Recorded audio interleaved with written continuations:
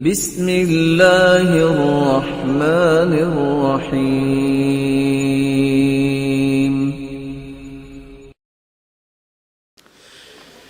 میری زبان سے نکلنے والا لفظ عبادت بن سکتا ہے جب میں اللہ کی رضا کے لیے بولوں گا۔ آپ کیا سمجھتے ہیں کہ کسی مسلمان کے لیے دعا کرنا یہ صرف اجر ہی ملے گا؟ دنیا میں کوئی فائدہ نہیں ہے۔ حدیث میں آتا ہے جو کسی مسلمان بہن اور بھائی کے لیے دعا کرتا ہے، بس لفظ بولتا ہے تین، اللہم اغفر للمؤمنین والمؤمنات، اور سیکنڈ لگتے ہیں 4، چلو کچھ تسلی سے پڑھ لے تو کچھ 6 سیکنڈ میں بول لے، ذرا بول کے دکھائیے اللہم اغفر للمؤمنین والمؤمنات۔ دنیا کا ہیوج سے ہیوج پروجیکٹ ڈیل ہوتے سنا ہوگا، اتنا پروفٹ دنیا کے کسی بھی انسان کو نصیب نہیں ہے جو اتنے لفظ بول لیتا ہے۔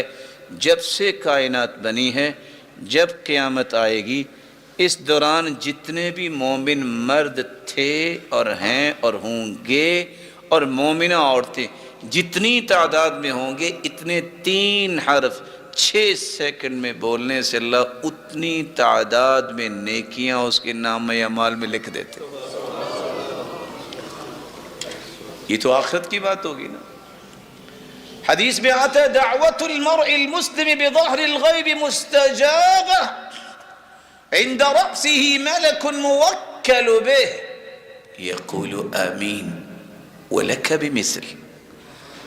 ادھر یہ دعا کرتا ہے یا اللہ میرے فلاں بھائی کو صحت دے دے، اللہ میرے فلاں رشتہ دار کے لیے مہربانی فرما، وہ پریشان ہے اس کی پریشانی دور فرما، اپنے لیے، والدین کے لیے، بہن بھائیوں کے لیے، اولاد کے لیے، رشتہ داروں کے لیے، تعلق والوں کے لیے۔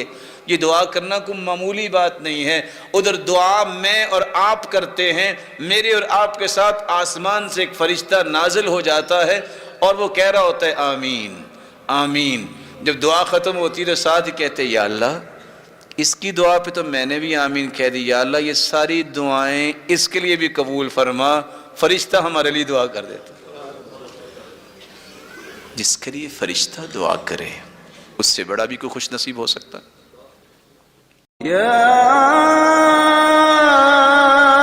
ایھا الانسان ما غرک بربک الکریم۔